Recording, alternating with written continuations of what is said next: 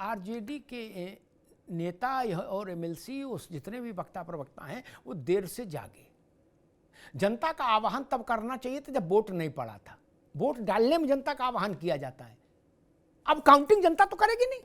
अब काहे का आह्वान कर रहे हो, किस लिए आह्वान कर रहे हो यार? बकलोली वाली बात है। इसका क्या औचित्य बताओ? क्या जनता सड़क पर उतर के काउंटिंग कर देगी? नहीं ना। क्या जनता सर्टिफिकेट दे देगी? नहीं ना। एक प्रक्रिया है, उसी प्रक्रिया से गुजर के ममता जी सरकार बनाती है, उसी प्रक्रिया से गुजर के नीतीश बाबू सरकार बनाते हैं। इसमें क्या दिक्कत है? हम नहीं बने मुख्यमंत्री तो हम कहेंगे सारे वोट चोरी हो गए, सारे अधिकारी भ्रष्ट हैं। हमें बनाओ तब मानेंगे। ये नहीं चल सकता। ममता बनर्जी 2 बार वहां अभी नहीं आएंगे निखिल बाबू, अभी उंगली नीचे करिए बाद में। ममता बनर्जी 2 बार से मुख्यमंत्री हैं इसी चुनाव आयोग के तहत। वो कैसे है? आपके पास उतना समर्थन नहीं कि आप सरकार में आए, बात खत्म हो गई। इसको स्वीकार क्यों नहीं करना चाहिए? खबरें तो ऐसी भी आ रही हैं कि कांग्रेस जो है वो तेजस्वी के कंधे पर बैगेज है। फिर इस बार, पिछली बार की सरकार नहीं बनी थी तो उसका एकमात्र कारण था जो आरजेडी के लोगों ने नरेट किया था कि कांग्रेस का बुरा प्रदर्शन, ज्यादा सीटें और कमजोर प्रदर्शन, बोले इनने हमको डुबो दिया। कुछ तो सस्ता लो, सब बढ़िया लो, इसमें क्या खास बात है? थोड़े में ज्यादा स्वाद, यही तो है इसकी खास बात।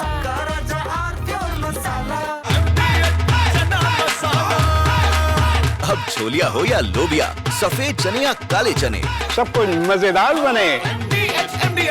इस बार फिर लोग कह रहे हैं कि भाई राहुल गांधी ने आरजेडी का नुकसान करा दिया।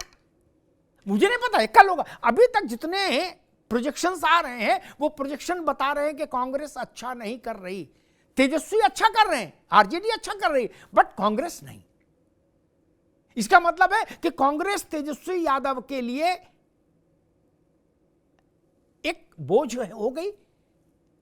अगर आप अपने साथी को 1 + 1 = 11 नहीं कर सकते तो आप बोझ हैं। फिर यह भी तो मसला है। खैर, राहुल आनंद, मुझे लगता है कि भारत की विशिष्टता रही है कि चुनाव में नाना प्रकार की चीजें आती हैं, लेकिन सत्ता का हस्तांतरण हमेशा शांतिपूर्वक हुआ, अच्छे वातावरण में हुआ, फूलमाला के साथ हुआ, कहीं कोई कटुता नहीं रहती। ये मैं पहली बार देख रहा हूं कि जहां काउंटिंग के दिन जनता का आह्वान किया जा रहा है कि तैयार हो जाओ, या तो वो रिटर्निंग ऑफिसर रहेगा या हमारा उम्मीदवार रहेगा। इसका क्या मतलब निकाले? मान लो भाव और शब्द सब छोड़ दो, इसका क्या मतलब? लेमैन क्या निकालेगा? क्या रहेगा कि क्या मतलब है? क्या चाहते हैं बिहार में हम लोग? राहुल आनंद जी, अमिताभ जी, बिहार चुनाव 2025 में अगर एनडीए को ऐतिहासिक जीत हासिल होती है तो इसका मुख्यतः एक ही प्रमाण है कि जनता ने मोदी जी के नेतृत्व, नीतीश जी के अनुभव और एनडीए के विकास मॉडल को समर्थन दिया है। साथ ही अगर बात करें, ये जो जनादेश, जातिवाद, तुष्टीकरण की राजनीति के खिलाफ रहेगी, ये हमारा मानना है। और एनडीए ने जो इस बात को कहा था कि हम सबके साथ रहेंगे, सबके विश्वास के साथ खड़े उतरेंगे, और हमने जो रोड मैप बनाने का प्रयास किया था, हम विकसित बिहार के लिए विकसित राज्य बनाने का हम पहले संकल्प लेकर उतरे थे।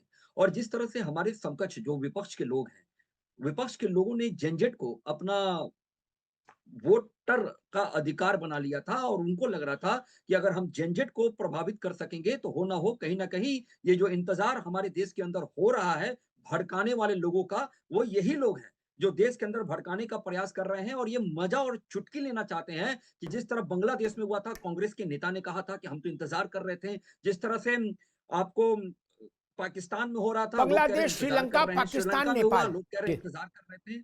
जी, तो मैं आपको इस बात को बता दूं कि ये बिहार की जनता की जीत होने वाली है, जिन्होंने बहकावे की राजनीति को ठुकराया है और काम और विश्वास को चुना है। और जिस तरह से आरजेडी ने जिस तरह से आह्वान किया है, उनके एक एमएलसी ने जो आह्वान किया है, ये आरजेडी के चाल चरित्र और चेहरे को ही दिखाता है। और कहा जा सकता है कि जंगल राज 2.0 का ये अध्याय है, जो कनपट्टे पे कट्टा रखकर जब सीएम फेस, जब तेजस्वी यादव जी को बनाया गया था, तो उसके बाद तमाम ऐसे जो गाने आए थे, जो आपने भी देखा, मैंने भी देखा और तमाम देशवासियों ने देखा कि हमारे बिहार को ये कहाँ ले जाना चाहते थे। जहाँ तक रोड मैप का सवाल उठता है, तो मैं आपको बता दूँ कि हमने अपने जो रोड मैप को बनाया था 2020 के बाद जो हमने संकल्प लिया था और अभी जब हम चुनाव प्रचार में जा रहे थे, तो हम सब लोग इंटैक्ट होकर जा रहे थे। वही महागठबंधन एक दूसरे से लड़ने में था, जहाँ पे राहुल गांधी जी अपनी मर्यादा को भूलकर ये बोल गए थे कि तेजस्वी यादव कहाँ खड़े हैं। यानी कि ये सीएम और पीएम बनाने वाली जो रणनीति चल रही थी ना, ये लोग एक दूसरे को नीचा दिखाने का प्रयास कर रहे थे और जिस दिन चुनाव थमने वाला था और आखिरी के 2 दिन जब सबसे ज़्यादा राहुल गांधी की आवश्यकता हो सकती थी बिहार में, वो कहीं और का दौरा कर रहे थे। ऐसे तमाम चीज़ें हैं जो देखने को मिले थे, लेकिन मोदी जी के नेतृत्व का भरोसा आया और ये बात बिल्कुल पता होना चाहिए कि हम जब महाभारत की काल की बात करें या रामायण की काल की बात करें, तो वहाँ 2 शक्तियों की लड़ाई होती थी। एक देव शक्ति की होती थी और एक दैत्य शक्तियों से होती थी। अब इसमें आपको चुनाव करना है कि किसका पल्ला भारी है और किस तरह से विचारधारा के साथ हमको जनता के बीच में उतरना है। जिन लोगों ने एसआईआर का मुद्दा बनाया, वो एसआईआर का मुद्दा उनके पास नहीं चला। सुप्रीम कोर्ट ने कान पकड़कर इनको समझाया, अमिताभ जी, कान पकड़कर कि जितना मेहनत यहाँ बहस करने में लगा रहे हो, अगर जनता के बीच में जाते तो हो सकता है, कुछ हो सकता था। जनता जिस तरह से सीरियस नहीं लेती है महागठबंधन के लोगों को, उसका तर्क उन्होंने दे दिया है। और एक बहुत पुरानी कहावत है अमिताभ जी कि चुप रहने के लिए बुद्धि की आवश्यकता पड़ती है और बहस करने के लिए विवेक की जरूरत होती है। और महागठबंधन के जितने लोग हैं, वो किस तरह की बातें कर रहे हैं, ये आपके नजर के सामने है। और जहां तक बिहार में कल काउंटिंग का है, हम सबको इंतजार करना चाहिए। जो रुझान आ रहा है, उस रुझान के तहत हमें विश्वास है कि एनडीए की सरकार बनेगी, लेकिन ये हार की एक वजह तलाश रहे हैं। जिस महागठबंधन के साथी हमारे एक बात को अभी कह रहे थे अमिताभ जी, जिसमें उन्होंने 2-3 बात को अंडरलाइन किया, जो मैं आपके सामने बताऊंगा कि ये कह रहे थे कि वोट की चोरी हो गई। दूसरा कह रहे थे ईवीएम की चर्चा कर रहे थे। तीसरा कह रहे थे वो बैलेट बॉक्स की जो बात कर रहे थे, जो पर्ची जो निकल रही थी उसके बारे में। शायद ये भूल गए कि जब ईवीएम जब समापन किया जाता है, जब वोट का जब समापन होता है, जब उसको सरेंडर किया जाता है, तो सारी पार्टी के वहां पे पोलिंग एजेंट होते हैं, उनके सामने दिखाया भी जाता है कि आप हम इसको जा रहे हैं सील करने के लिए, तब कोई आपत्ति नहीं दर्ज करते हैं। उस समय बिल्कुल साफ रहते हैं और यहां तक कि जिस चुनाव आयोग का ये विरोध कर रहे थे, ठीक। बहुत प्रमुखता के साथ पानी पी पी कर जब वो चुनाव आयोग पटना की धरती पर जब आता है और जब वो प्रेस कॉन्फ्रेंस करता है, तो आरजेडी सबसे पहले जाकर बोलती है कि 2 चरण में चुनाव करा लिया जाए, हमें कोई आपत्ति नहीं है। तो ऐसे तमाम चीजें हैं जो अपने आप में ये कंफ्यूज रहते हैं और जनता ने अगर जनादेश हमारे पक्ष में दिया होगा तो उसका हम सम्मान करेंगे और ये आने वाले समय के लिए एक विजय रथ की शुरुआत होगी, जो हमने तय किया था कि श्री कृष्ण अर्जुन को बैठाकर विकास पथ पे ले चलेंगे और विकसित राज्य बनाएंगे। जिसका हमने संकल्प लिया था वो करेंगे।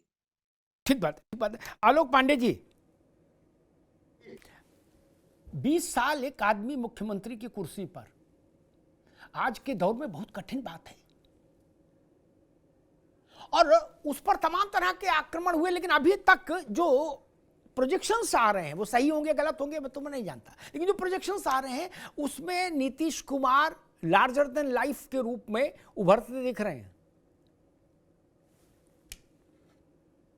2 चीजें मुझे दिख रही हैं, इसी प्रोजेक्शन के आधार पर ही कह सकते हैं। कांग्रेस में आरजेडी के लिए कांग्रेस लायबिलिटी दिख रही है प्रोजेक्शंस में, और एनडीए के लिए एलजेपी चिराग पासवान की पार्टी लायबिलिटी दिख रही है प्रोजेक्शंस में। आलोक पांडे। अमिताभ सर, चिराग पासवान जी के लिए तो मैंने बहुत बार ये कहा कि वो अपने आप को ज्यादा हाइप पे रखते हैं, भारतीय जनता पार्टी ज्यादा उन्हें हाइप दे रही है। हालांकि पिछली बार नीतीश कुमार को हराने में सफल हुए थे और इस बार लोकसभा में उनका प्रदर्शन थोड़ा ठीक रहा, जिससे वो जरूरत से ज्यादा अपने आप को उन्होंने ओवर एस्टिमेट किया, एनडीए ने भी ओवर एस्टिमेट किया। हालांकि मैंने हमेशा विरोध किया कि ओवर एस्टिमेट मत करिए वरना चिराग का चिराग बुझ जाएगा। तो मुझे लगता है इस बार जो उनकी ब्लैक मेल की पॉलिटिक्स है थोड़ी सी एनडीए को, वो थोड़ी वीक पड़ेगी और एनडीए को अगर कोई नुकसान उठाना पड़ेगा, अगर कोई हिस्टोरिक विजय, अगर कोई, क्योंकि जीत हार कल पता चलेगी, जनता कल डिसाइड करेगी, लेकिन अगर कोई इतिहास पढ़ने में कोई चूक रह जाती है या पूर्ण बहुमत में एनडीए चूकता है, तो मुझे लगता है कि फिर चिराग पासवान उसके लिए दोषी माने जाएंगे। और अगर इधर कोई चूक होती है पूर्ण बहुमत से, मान लीजिए महागठबंधन भी जीतता है और कुछ सीटें कम रह जाती है, तो उसके लिए भी कांग्रेस दोषी होगी। लेकिन मेरा एक प्रश्न राहुल जी के लिए है, जब उनका टर्न आएगा तब वो जरूर बताएंगे। अमिताभ सर, मैं बार बार उठा रहा हूँ कि ये कह रहे हैं विकास के लिए वोट दीजिए। कोई व्यक्ति 20 साल तक बिहार में रहा हो और लालू यादव के समय बिहार गरीब था और नीतीश कुमार के समय में बिहार गरीब ही है, कहाँ अमीर हो गया। बिहार टॉप 5 में है, बिहार टॉप 10 में है, बिहार टॉप 15 में है, बिहार टॉप 20 में कहाँ है बिहार। 30 साल से पिछड़े ही बिहार का शासन चला रहे हैं। पिछड़ों ने बिहार को और पिछड़ा बनाया, ये भी एक चिंतन की बात है। और नीतीश कुमार ने बिहार को कहाँ खड़ा कर दिया। बिहार की तुलना में बिहार अच्छा हुआ है। अन्य राज्यों की तुलना में उत्तर प्रदेश में बिहार के लोगों से पूछो कि भाई आपने क्या किया, तो कहते हैं कि भाई ठीक है, बिहार में अब लूट नहीं होती। जब पूरे प्रवासी जो बिहारी हैं उनसे पूछो क्या अच्छा हुआ, बोले साहब हम जाते हमारा रुपया नहीं लूटता। औरतें कहती कि हमारा हम शाम को घर से निकल सकते हैं। बिटिया कहती कि हम पढ़ाई कर सकते हैं। ये बेहतर तो किया, लेकिन आर्थिक विकास के पायदान पर नीतीश कुमार जी का और भारतीय जनता पार्टी का योगदान उतना सकारात्मक नहीं है जितना होना चाहिए। ठीक बात है। कुछ तो सस्ता लो, सब बढ़िया लो, इसमें क्या खास बात है? थोड़े में ज्यादा स्वाद, यही तो है इसकी खास बात।